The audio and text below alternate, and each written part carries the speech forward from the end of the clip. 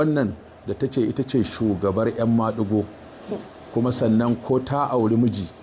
to sai ya daita ita ma ta auro mace ita ma sai an ba ta dama ta auro mace ina nan da bidonta ka ganta na excellence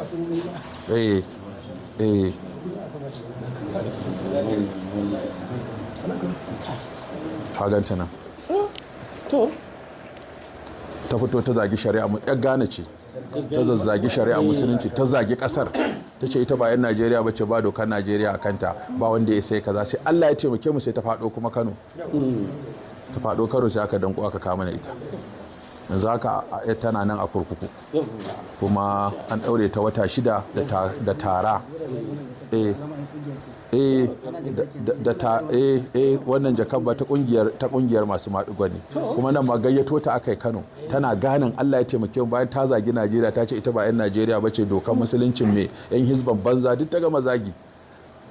sai kuma allah ya kata kano sai kuma mujahidan koma na ita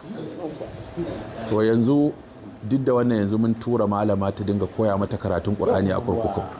na sai ahlari mai su'al wal jawabu da arba'una hadis da littattafan addu'o'i hisnul muslim an je ana koya mata a kurkuku don kar ta fito a banza kuma ta yi nadama ta ba kuri amma daure tan ya sa yanzu yan suna ta ɗiban jakunkunan su suna barin gari dan wannan break din da aka samu na kwana 3 har sun je sun kai ofishin mu na hizba hari yan daudu suka dauki sanduna